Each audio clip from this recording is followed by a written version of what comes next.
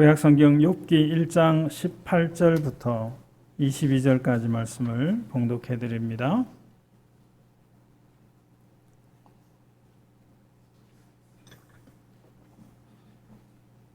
욥기 1장 18절부터 22절입니다.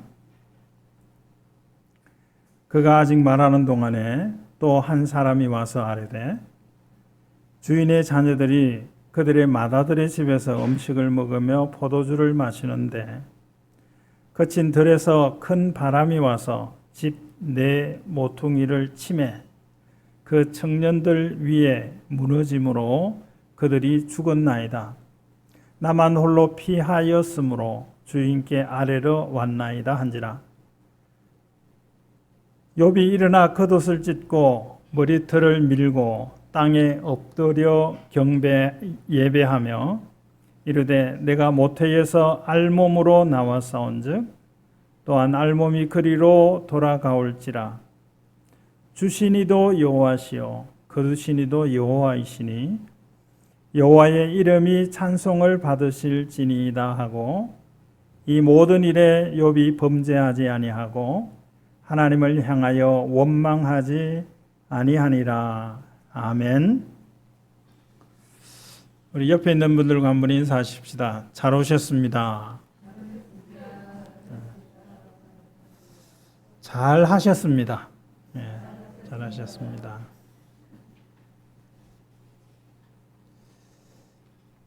욥기는 42장으로 되어 있습니다. 원래 욥기가 한 권인데 찾기 좋으라고 장절을 나눈 거예요. 42장 10절에 있는 말씀에 보면 이런 말씀이 있습니다. 여호와께서 욥의 공경을 돌이키시고, 그 다음에 여호와께서 욥에게 이전 모든 소유보다 갑절이나 주신지라 그랬어요. 갑절을 주셨어요. 갑절의 은혜입니다. 10%의 성과를 더 내기 위해서 얼마나 많이 고군분투하십니까? 아니 1%만 더 성과 내도 그래도 마이너스 성과가 아니면 그래도 마음이 편안한 그런 경쟁 사회에 우리가 살아갑니다. 그런데 갑절의 은혜입니다. 갑절의 은혜를 경험할 수 있기를 주의 이름으로 축원합니다. 갑절의 은혜를 받는 비결, 욥이 어떻게 갑절의 은혜를 받은 사람이 되었을까요?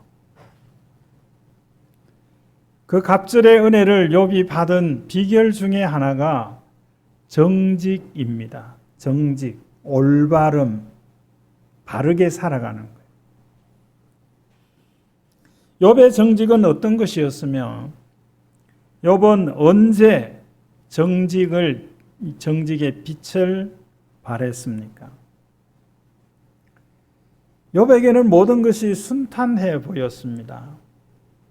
욥에게는 아들이 몇 명이죠? 7명. 딸이 몇 명이에요? 3명. 10명의 자녀가 있었어요. 지금은 많다고 생각하지만 당시에는 그렇게 많은 숫자는 아닐 수 있죠. 그런데 이 10명의 자녀가 있었는데 3명이 있으면 어떻게 나누어지던가요? 보통 둘이 한 편, 하나는 다른 편. 이것이 쉽게 볼 수 있는 모습입니다. 그런데 10명의 자녀들이 6명, 4명 이런 식으로 7명, 3명 이런 식으로 나누지 않고 10명의 자녀들이 하나가 됐어요. 그 증거가 뭐냐면 맏형 집에서, 욥의 맏아들 집에서 함께 식사했다 하는 기록이 성경에 있습니다. 식사한다라고 하는 것은, 함께 식사한다는 것은 뭐 한 공간에서 식사하는 것과는 다르죠. 함께 같은 테이블에서 식사한다라고 하는 것은 그 이전에 많은 것들이 해결되어진 상태야. 서로 마음이 불편한 상태에서 같은 자리에서 식사할 수가 없어요. 그거는 식사하는 것이 아니라 그냥 흡입하는 거예요. 흡입.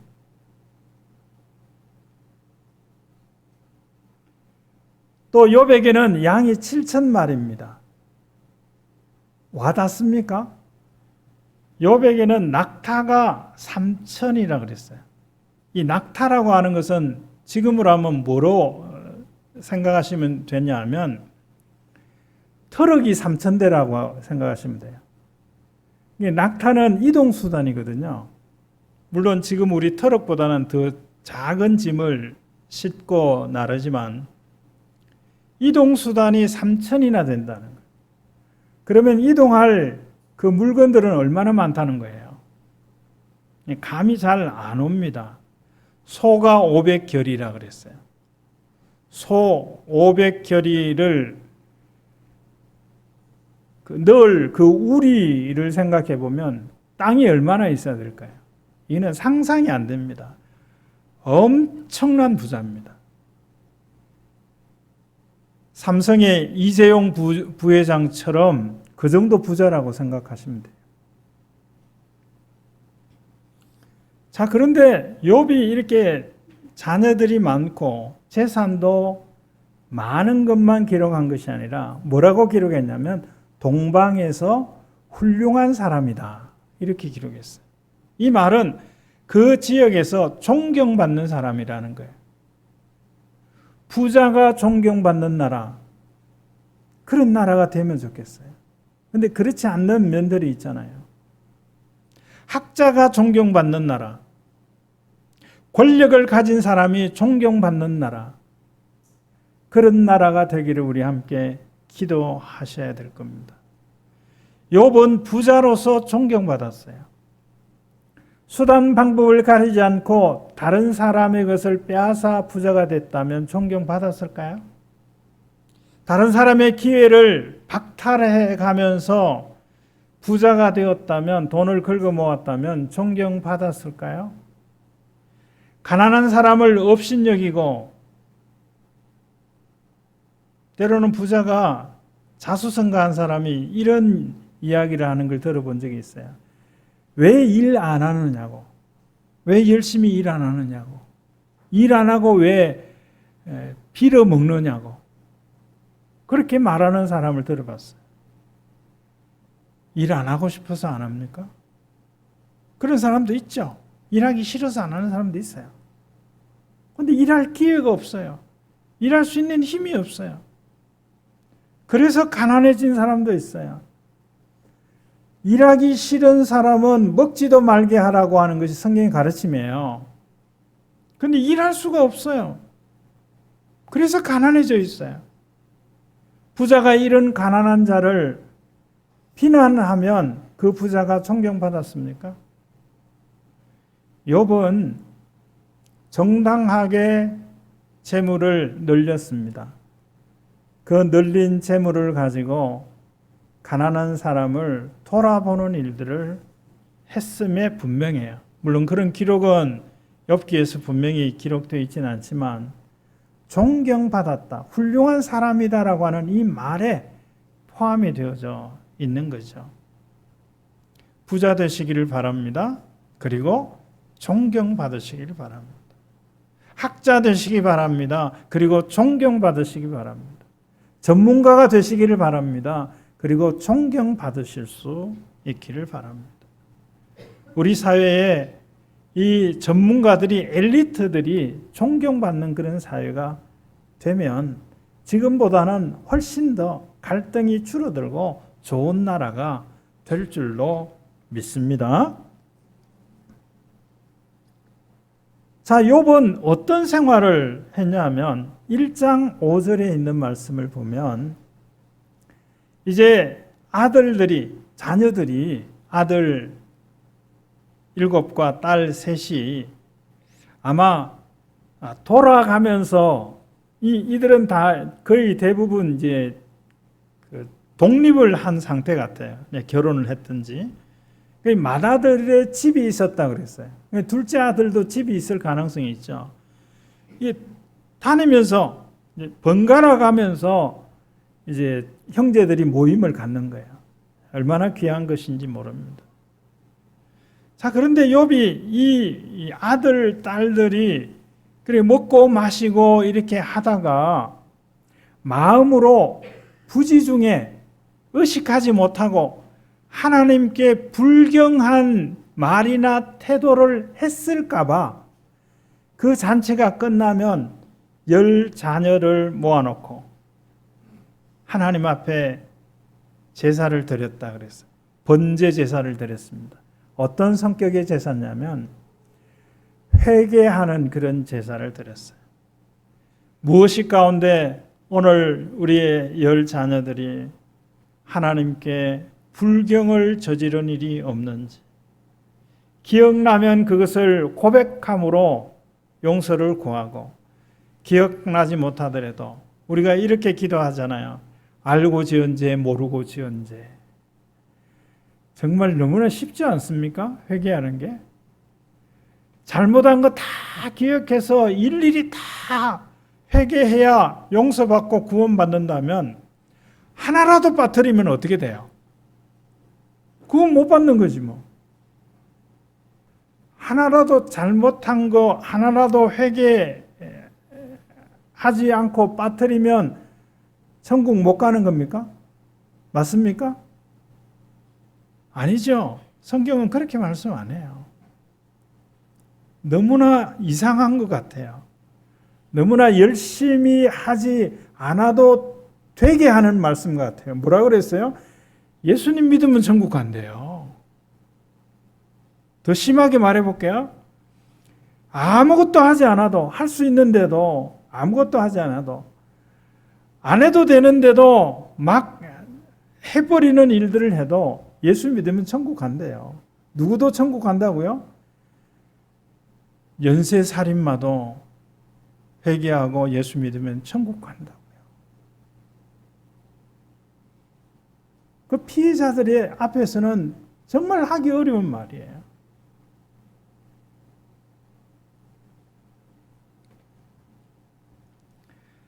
그런 하루를 정리하면서 오늘 하루 내가 살아가는 동안에 하나님의 영광 가리운 일이 없는지, 혹여나 하나님을 욕되게 한 것이 없는지, 이런 걸 생각하면서 그걸 정리했어요. 하루에 정리를 하는 거야.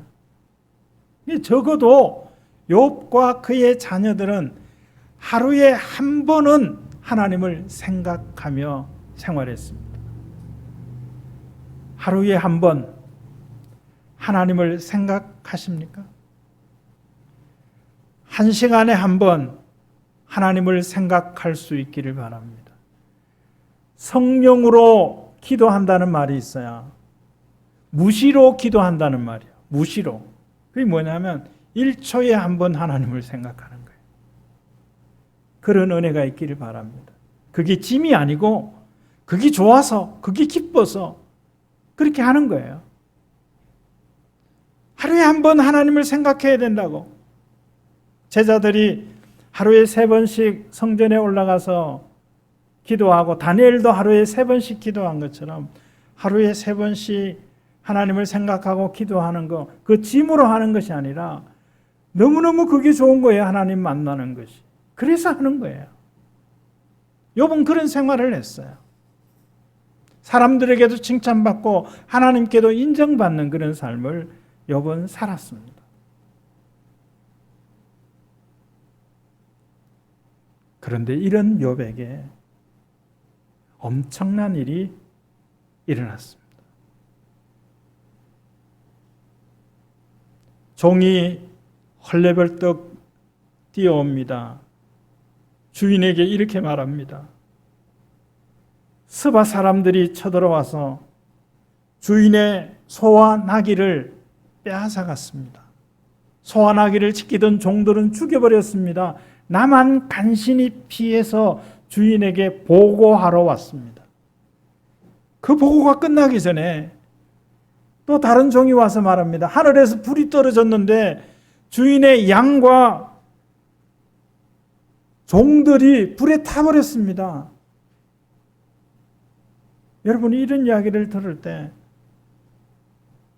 어떤 마음이 생길까요? 자동차를 누가 훔쳐가 버렸어요. 집에 들어가 보니까 얼마 전에 산 가전제품을 누가 훔쳐가 버렸어요. 그런 이야기를 계속 듣게 되면 어떤 마음이 생깁니까? 그리고 다른 종이 와서 또 이야기합니다. 갈대아 사람이 와서 낙타를 다 훔쳐갔습니다. 빼앗아갔습니다. 트럭을 다 가져갔다는 거예요. 그리고는 다른 종이 와서 하는 말이 이겁니다. 주인의 맏아들의 집에 주인의 10명의 자녀들이 함께 식사하고 있었는데 얼마나 보기 좋은 일입니까? 그런데 거친 들에서 바람이 불더니 그 집에 네 모퉁이를 바람이 쳐서 네 모퉁이 기둥이 무너지더니 지붕이 내려앉아 집이 무너져서 10명의 자녀들이 다 죽었습니다.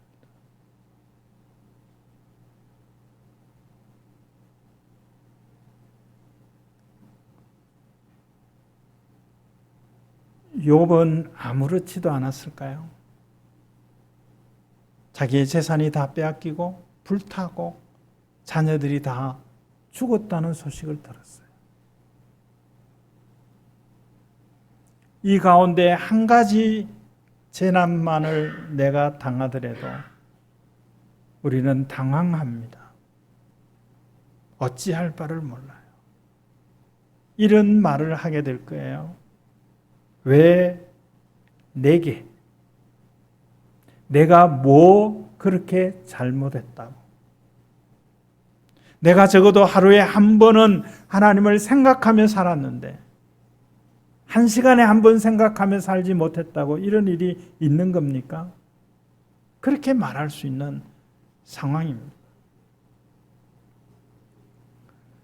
욥은 이 일에 쿨하게 대할 수 있는 그런 사람이 아니에요. 욥은 사람이에요.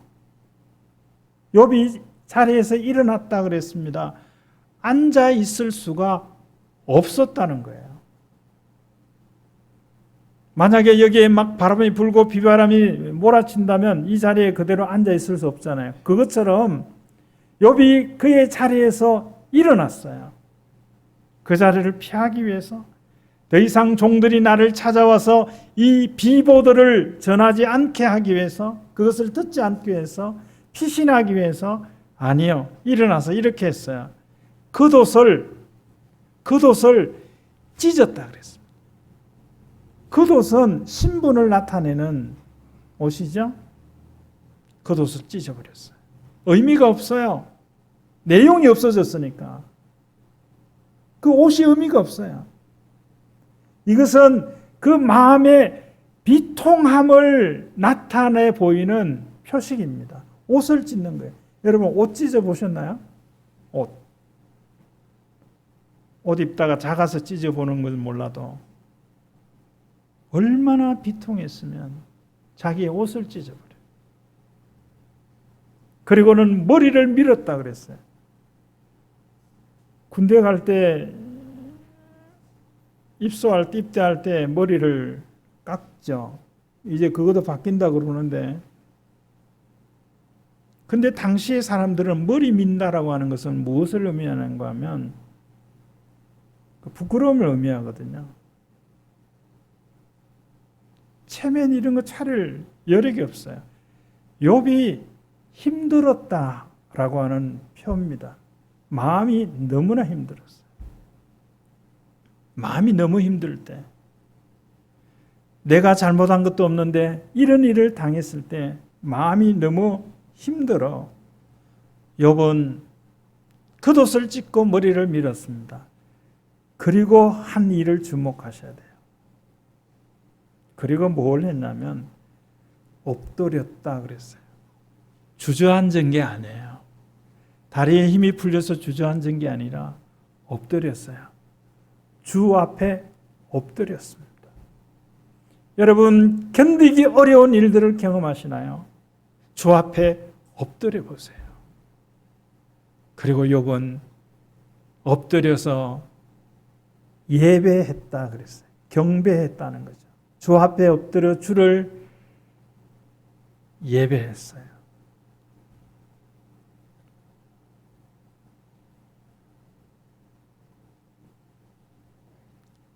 그리고 그가 이렇게 말했어요.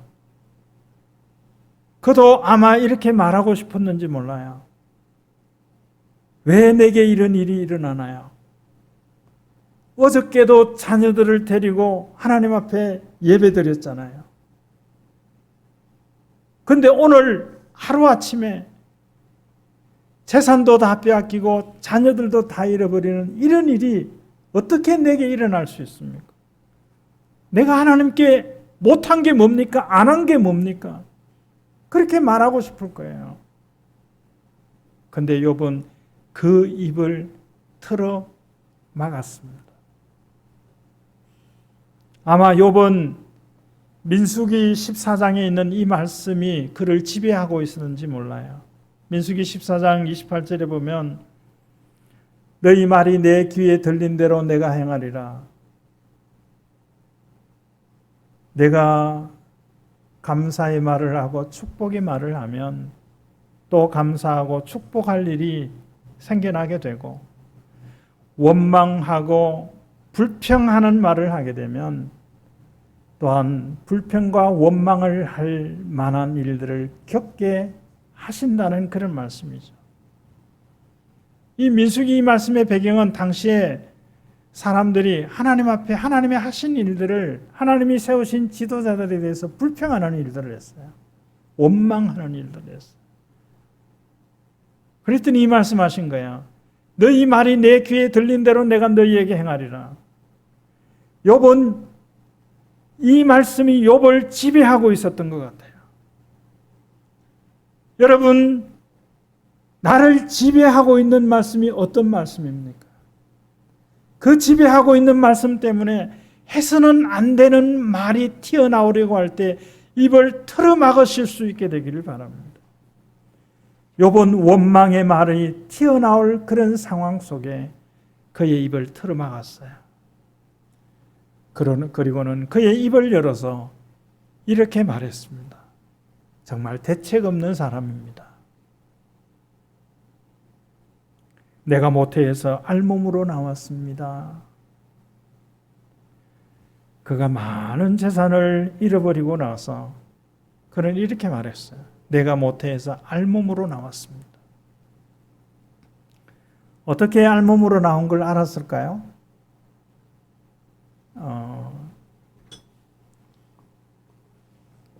저는 이런 이야기를 가끔 잘해요. 어릴 때 아이들이 자라던 그 과정을 사진으로 남겨두라고. 한 살 때는 이랬고 몇 살 때는 부모들이 너에게 이런 걸 해줬고 이런 걸 다 남겨줘서 다 기록을 남기라고 그래요. 근데 요즘에는요 그 정도가 아니고 동영상을 다 찍어놓잖아요. 이제는 동영상을 찍어서 자기가 보관하는 게 아니라 아예 유튜브에다 올려놔요. 며칠 전에 텍사스에 있는 조카가 아이를 낳았는데 그 태어나는 그 장면, 와 우는 그 장면, 그 분만실에 있는 그 장면을 찍어서 편집을 해갖고 유튜브에 올려놨어요. 내가 알몸으로 태어난 것을 그런 자료를 통해서 내가 확인했을까요? 욥이? 그건 아니겠죠. 아마 욥도 자녀를 낳고 보니까 아이들이 태어날 때 보니까 알몸으로 나오더라.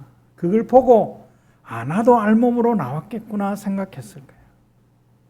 근데 또 한 가지 뭐냐면 그가 살아오면서 한 가지 두 가지 얻게 될 때마다 내 힘으로 얻으려 했을 때 얻을 수 없었고 내 힘으로 얻은 것보다 더 좋은 것을 얻게 되는 일들을 경험하면서 내가 가지고 귀하게 여기는 것들은 내가 태어날 때부터 가져온 것이 아닌 것을 알게 된 겁니다.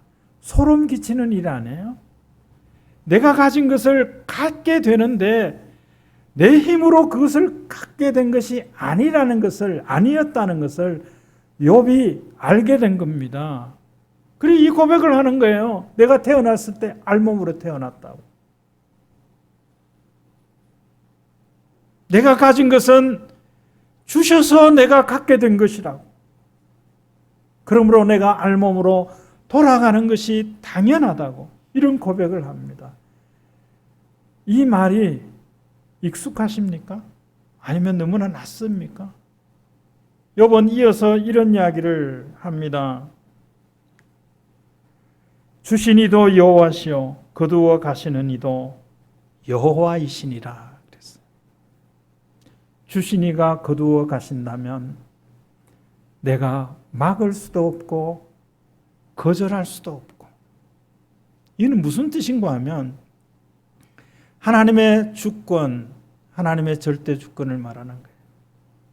우리가 하나님을 만난다는 표현을 하는데 내가 누구를 만난다 그러면 1대1로 만난다는 이런 개념이 있어요. 이게 1대1로 만나면 하나님이 우리를 하나님의 형상으로 지으셔서 우리가 착각하는 것은 하나님과 내가 1대1이다, 동등이라고 생각하는 그런 착각이 있어요.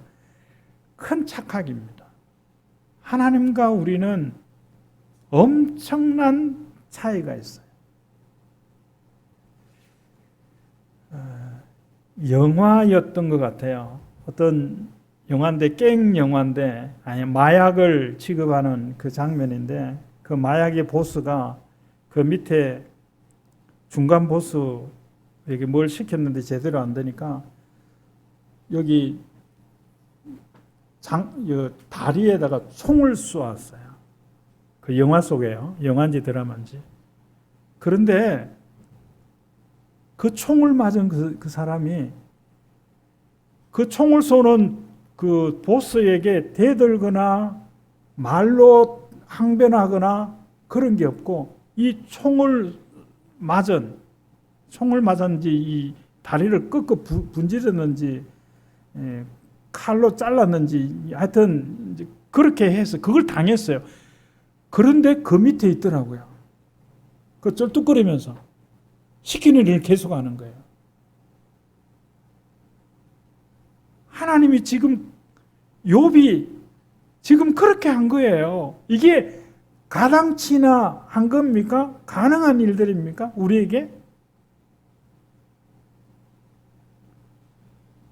빼앗아갈 것 같으면 주지나 말든지. 그냥 없었던 때가 더 낫잖아요. 있다가 없는 게 더 힘들지 않던가요? 그렇게 항변할 수 있잖아요. 하나님 이렇게 순식간에 빼앗아갈 것 같으면 주지 마시지. 왜 줘놓고. 그것도 한 번에 한 날에 다 빼앗아가냐고. 내가 한눈 팔고 딴짓하고 있을 때 빼앗아가셨다면 내가 어저께도 아이들과 함께 예배하지 않았냐고.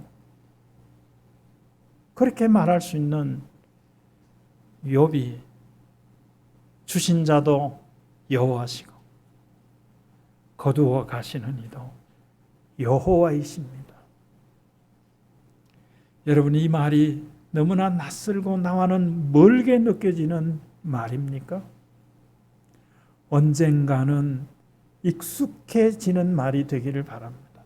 언젠가는 내 입을 통해서 주신 이도 여호와시오, 그러니까 거두어 가신다면 기꺼이 내어드리겠습니다, 이렇게 고백하실 수 있게 되길 바랍니다. 이게 하나님의 절대 주권을 인정하며 살아가는 삶의 모습들입니다.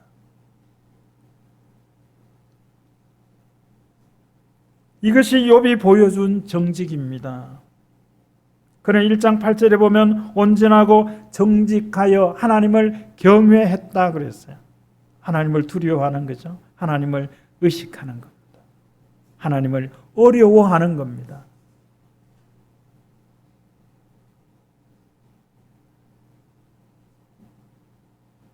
그리고는 악에서 떠났다고 그랬어요. 마지막 22절에 보면 욥이 범죄하지 않았고, 그리고 이어서 이렇게 말합니다. 하나님을 향하여 원망하지 않았다 그랬어요. 하나님 앞에 잘못하는 게 뭐라고 생각하십니까? 하나님께 향하여 원망하는 것, 그것도 하나님 앞에 잘못하는 것. 아니, 하나님 앞에 감사하지 않는 것, 하나님께 찬양하지 않는 것, 하나님을 예배하지 않는 것, 그것도 하나님 앞에 잘못하는 것입니다. 하나님은 찬양받으시기에 합당한 분이십니다. 하나님은 언제나 우리가 감사할 수 있는 그런 분입니다.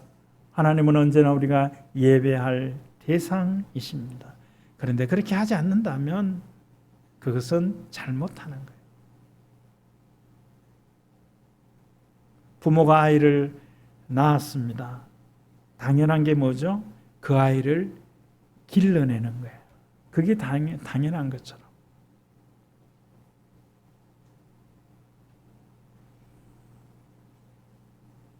하나님이 내게 주셨습니다. 내가 가진 것도 하나님이 내게 주셨고, 나도 하나님이 내게 주셨습니다. 이 깨달음이 있으시 이 길을 주의 이름으로 축원합니다. 우리가 이렇게 살아갈 수 있다니까요. 욥처럼 주신 이도 여호와이십니다. 그 주신 분이 가져가시겠다면 내어 드리겠습니다. 얼마나 많은 믿음의 사람들이 이 결단과 삶을 살았습니다. 그래서 이 대한민국이 복음으로 이렇게 발전한 나라가 되는 거예요. 이 결단과 이 헌신이 있었기 때문에 지금도 수많은 선교지에서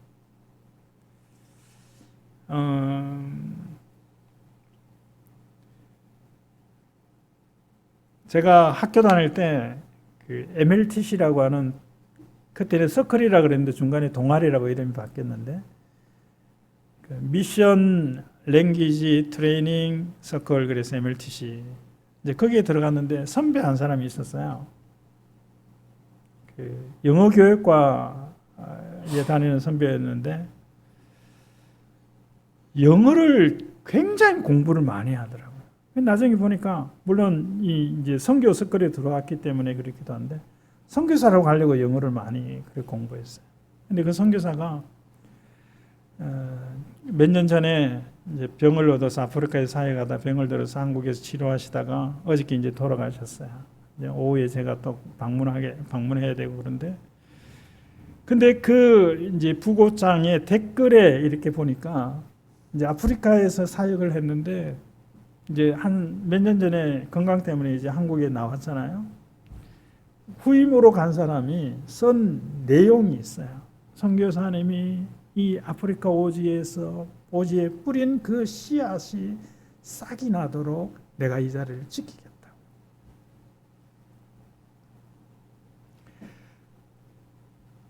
하나님이 내게 주셔서 내가 갖게 됐고, 하나님이 내게 생명을 주셔서 내가 살 수 있게 됐다라고 하는 이 깨달음이 있는 사람들의 그 삶의 모습들이라고 생각이 되어집니다.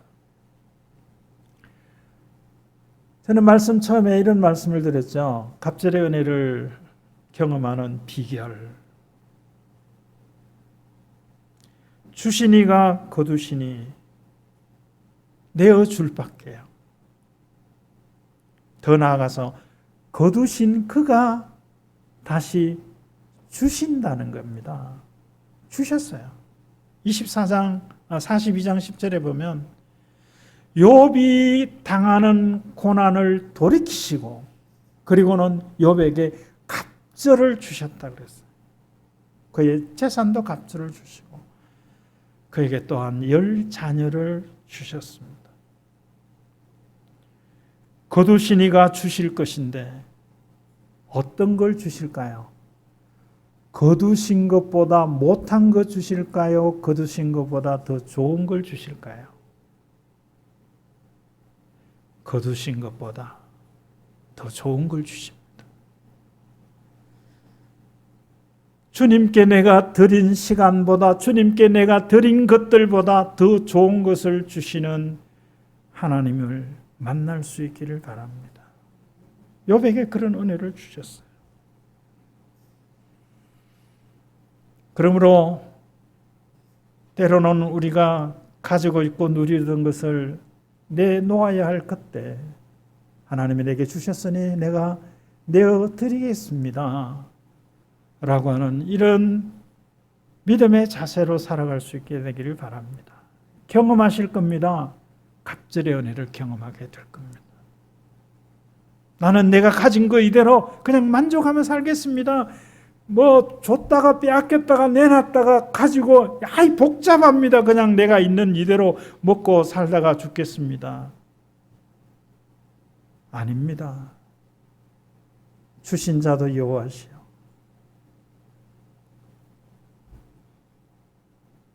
내놓으라고 하시는 이도 여호와이십니다. 하나님의 절대 주권을 믿는 자로서 살아가게 될 때 한 번도 경험하지 못한 것을 경험하게 될 겁니다. 사람들이 1%를 더 하려고 고군분투할 때 갑절의 은혜를 경험하게 될 것입니다. 이런 은혜가 저와 여러분 가운데 있기를 주의 이름으로 축원합니다. 하나님, 주신 이도 여호와이시요 취하시는 이도 여호와이십니다. 고백하는 이 욥의 고백이 오늘 살아가는 우리의 고백이 되게 하옵소서. 욥이 갑절의 은혜를 경험한 것처럼 정직하고 신실하게 하나님을 경외하고 섬기며 살아가는 삶을 통해서 하나님의 주시는 갑절의 은혜를 맛보며 사는 저희들이 되게 하옵소서. 예수님 이름으로 기도드립니다. 아멘. 지금은 부활이요 생명이신 우리 구주 예수 그리스도의 은혜와 하나님 아버지의 다함이 없는 사랑하심과 성령님의 감동, 감화, 교통, 충만하심이 욥처럼 살았지만 어려움을 당할 때에도 주신 자도 여호와시요 취하시는 자도 여호와시라고 하는 하나님에 대한 절대 주권의 신앙을 가지고 살아가는 성도들 가운데 이제로 영원히 함께 있을지어다. 아멘.